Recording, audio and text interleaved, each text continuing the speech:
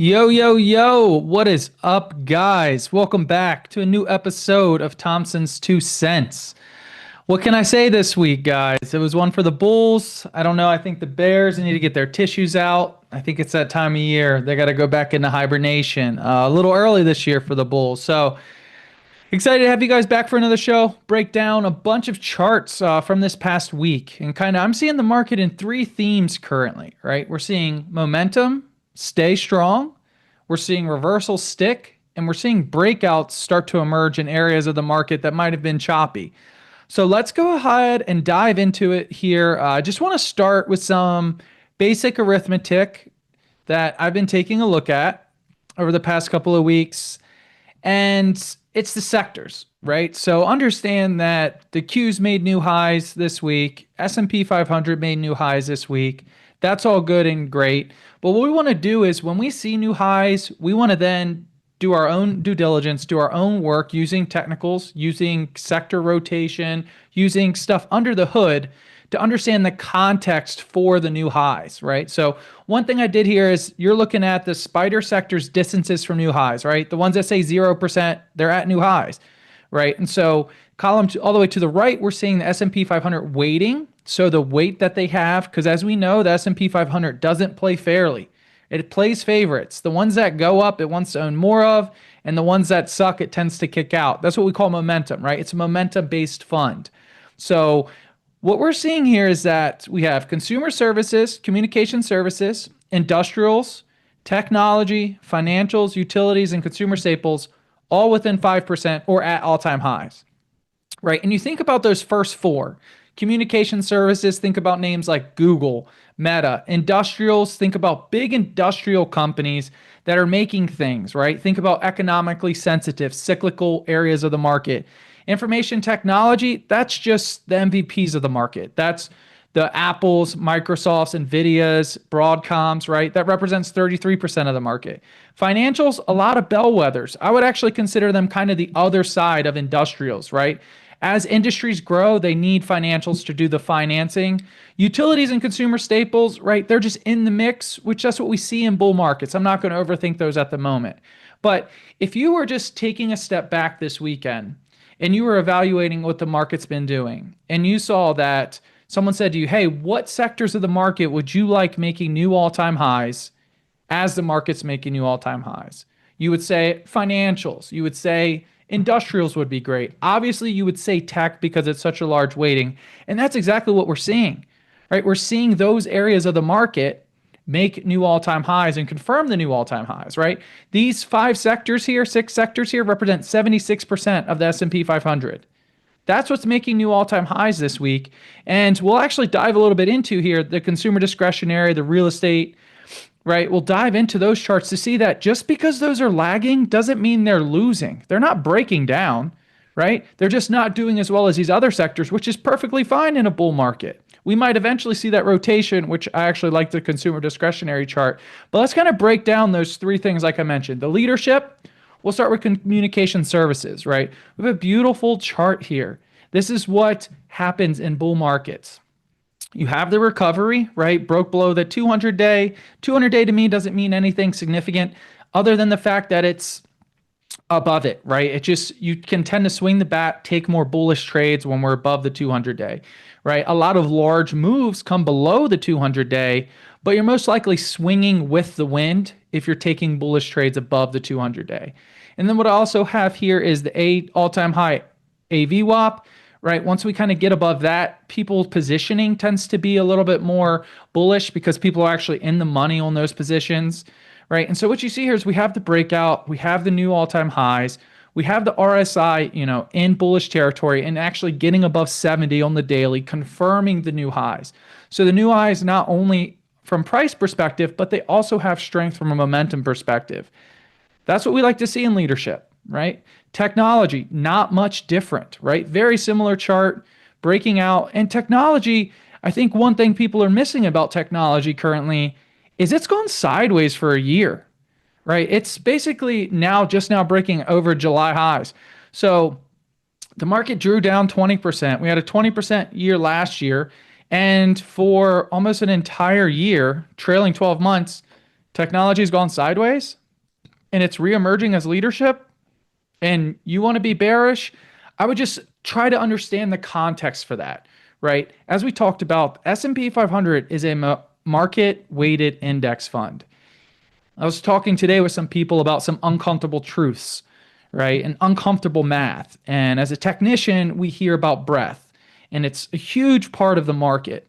But uncomfortable math is the fact that technology being 33% of the index, right, and 76% of the index being in four sectors, you don't need breadth for market cap weighted indexes to go up. It's a want. It's not a need. It makes us feel good, right? And everyone wants to trade the market when it feels perfect. But the market's rarely perfect. If you have risk on behavior and you have leaders leading, you have to be in the market. And so that's just something I wanted to highlight with this chart. And I think it's pretty easy to see at the moment is leaders are leading. The biggest sectors of the market are doing what they're supposed to do. And then people might say, well, what about the AI play, right? You have the Meta with the AI, you have the Google with the AI, you have Nvidia with the AI. What about those economically sensitive areas, right? I would lead you to industrials. Take a look at industrials. Industrials, same thing, breaking out here, right? We don't have breakout 70 momentum for RSI, but we have a breakout, right? We have strong leadership from an economically sensitive area of the market like industrials. And I don't think that's something that is bearish by any means, right? I don't think that is something that should lead you to be worried about economic data. Because in bull markets, stocks go up, right? There's not really a theme for the fact that economic data, it tends to confirm what price is doing, right? And then if it doesn't, we have levels to manage risk against. But something like industrials, the holdings within it aren't necessarily AI-based names. You have General Electric, you have Caterpillar, you have Boeing, you have Honeywell, you have Union Pacific, Eaton, Deere, Tran, Lockheed Martin, right? Pretty diversified area of the market that is doing really, really well. So I think having that triple-headed monster here, it's really hard to take breath in what some might consider non-confirmation from breaths from some different indicators and use that to stay out of this rally.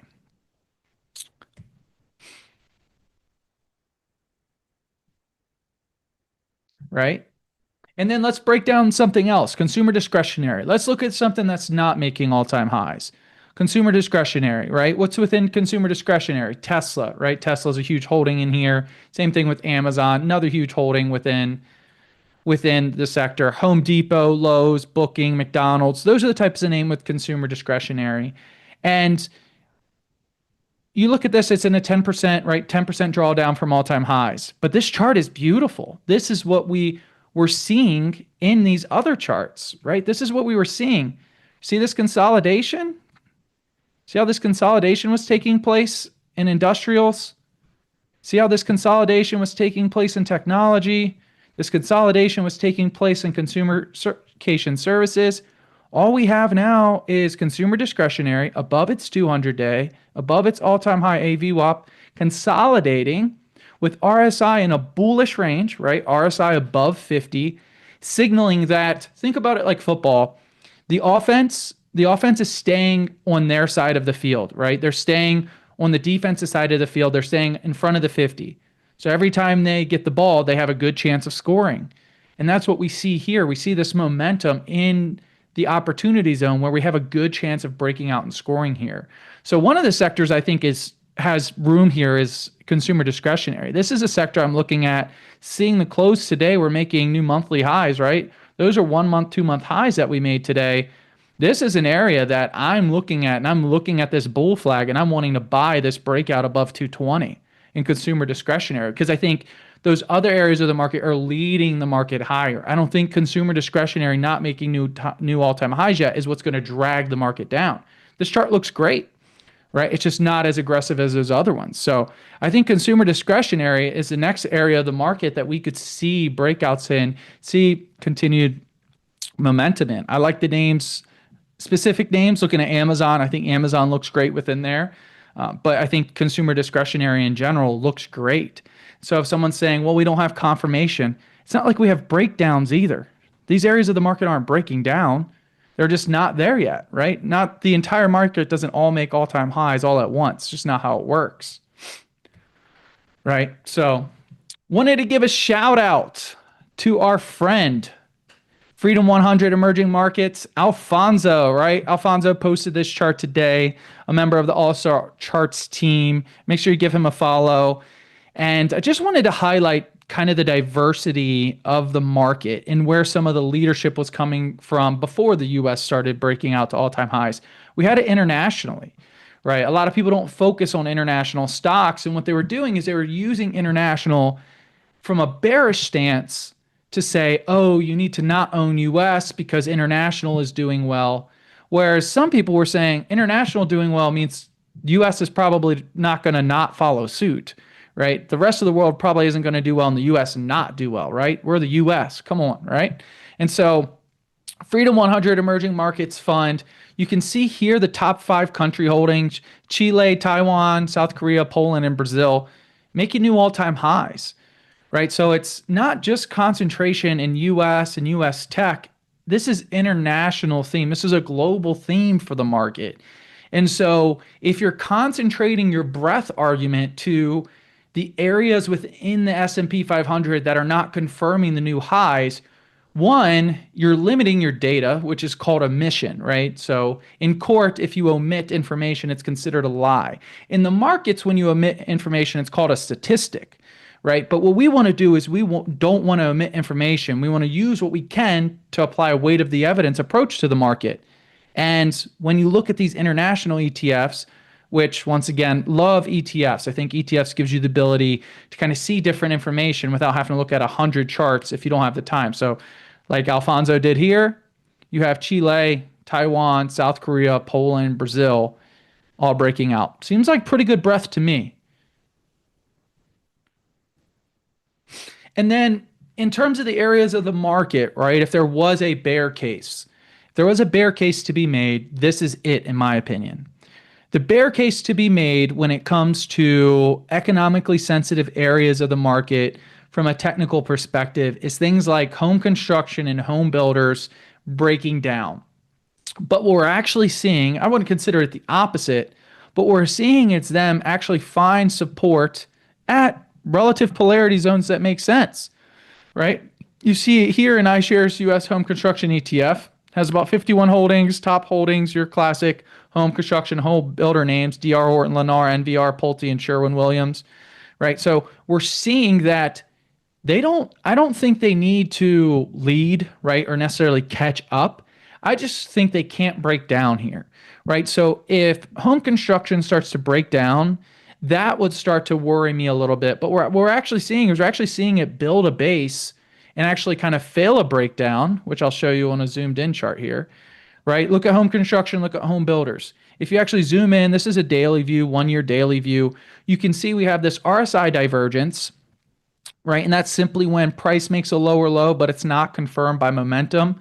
And that can tend to be a signal of exhaustion, right? But it's not really a signal until price gets back above key levels, and then you kind of have follow through. So we're kind of chopping right here right now. But against 90, you can see this is a decent trade to build a base and kind of get back going. But if this kind of breaks back below 90, I could see pressure on the markets, because that probably signals, take a look at this chart, right? It probably signals there's something going on with interest rates. It probably signals that interest rates are probably going back up, which means bonds are going back down, because these charts look very similar, right?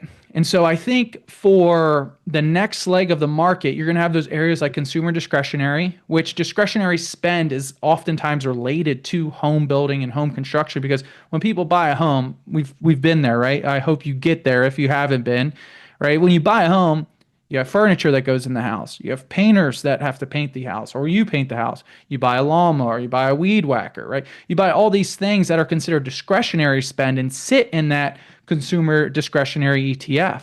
So I think if these home builders get going, you'll see that consumer discretionary also get going, and that just is going to help fuel the next leg of this bull market.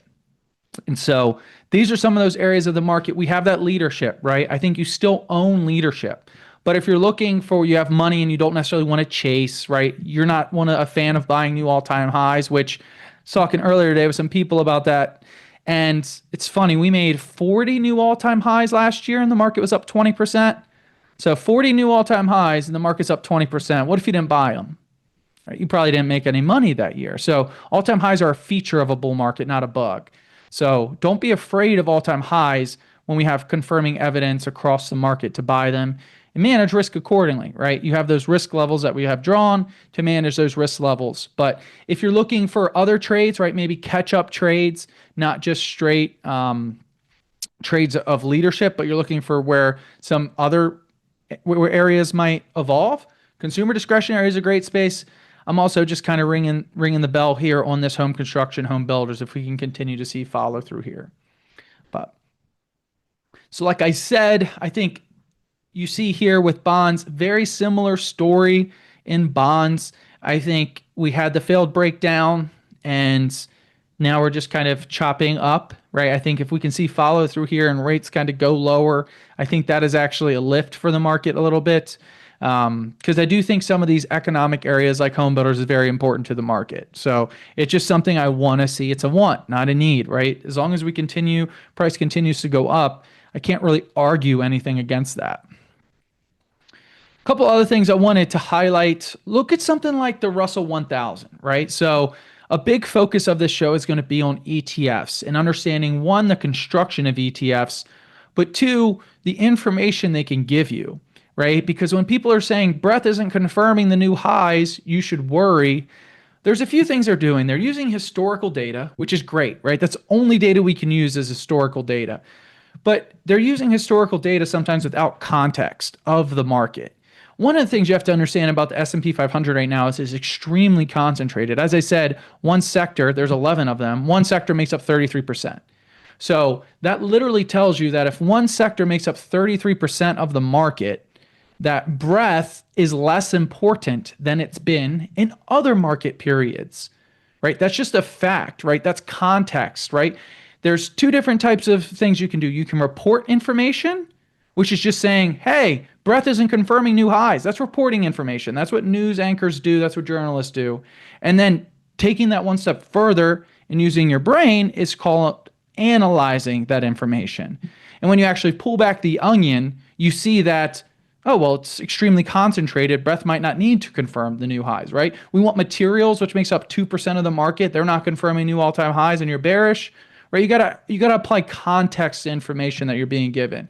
And so what I want to do here is provide context to something like the Russell 1000 equal weight, right? So the Russell 1000 index represents 93% of the total US market capitalization, 93%. That's on a market cap weighted basis. So what I'm doing here is I'm taking the Russell 1000, the 1,000 largest stocks in the United States, right? And I'm equally weighting them. So that gives you breadth, right? That takes the average of those stocks, the average, not the median, the average of those stocks. And you can see, although it's not confirming the new all-time highs, it's breaking out, right? You're not hearing anyone talk about this being new 1, 2, 3, 4-month highs. New 4-month highs in Russell 1000 equal weight, right? This is great to see. You're seeing a base that's breaking out.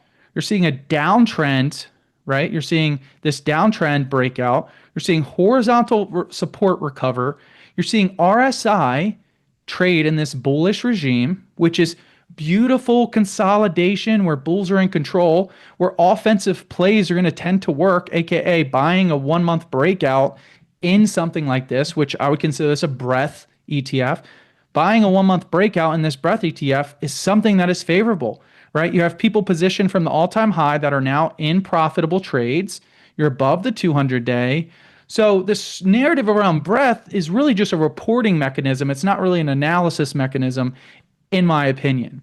So that's what I wanted to say about the Russell 1000 equal weight ETF. I think if you can apply some of these breadth style ETFs to your analysis, you can take the framework of people reporting bearish information and do your analysis to realize that the context of it is probably pretty silly. Another area of the market everyone wants to harp on, right? Small caps, right? So you have the Russell 1000 and then you have the Russell 2000. So we're looking here at small caps. Russell 1000 is the large caps. Look at the Russell 2000. Very similar setup to that consumer discretionary, right? Very similar setup to the Russell 1000, right? What we're seeing is we saw the reversal confirmed. We're getting back above recent all-time highs, VWAPs, or recent high VWAPs, and we're starting to get above the 200-day, right? This is textbook reversal that is occurring. And then you're also seeing that as this consolidation goes sideways, that the bulls are maintaining control of momentum. What does that tell you, right? It's a beach ball underwater, right? We're building, we're building, we're building, we're building, and then we're going to see the breakout, right? Look at a chart like Celsius. Celsius did something like this. Look at a chart like Super Microcomputer, SMCI did something like this, where you have the consolidation in a range and then you start to break out. So I think these are the next areas of the market, consumer discretionary, right? I think breadth is now going to follow the leaders. And the leaders being the best players on the field to me is not bearish. So that's kind of the message today, guys, is understand that leadership is leading. The areas of the market that are lagging are still holding up pretty well, right? Home builders and I think rates are going to be a theme along with the dollar that you have to take a look at when it comes to some of these areas of the market. But these aren't the areas. This isn't the time, in my opinion, to just elicit caution. You're going to hear a lot the next couple of weeks if we get a down day or a down week. You never lose money taking profits, right? But are they just saying that? Like, what is the context in which they're doing that, right? Are they just tweeting it, right? Are they actually showing you their account where they're taking profits, or are they just tweeting it? Because a lot of people were tweeting at the lows, why are you in the market, right? Protect downside risk. But then as soon as we start to break back out again, they were saying, this is why you have conviction, right? Conviction is a hindsight bias. Conviction isn't a real thing. You only know about it afterwards, and it's always the good trades that you had conviction in. Right. So these are the charts that I'm taking a look at right this week. Consumer discretionary. Just want to go back to that one. I think that's a big focus for me. This consumer discretionary. I think that's one of the areas of the market that's going to lead out. Look at something like Amazon. Maybe even Tesla starts to catch the bid here. But this is an area of the market I can see it's kind of getting that reemergence from that can help continue sustain these highs. And just once again, areas like consumer services, industrials, technology, financials leading the market higher. I think that's confirmation that the bull market is here to stay. So with that, guys, I hope you have a great weekend. Continue to look at the charts, dig into some of these home builders, dig into some of these names making all-time highs this weekend, and just stay bullish. Cheers, guys.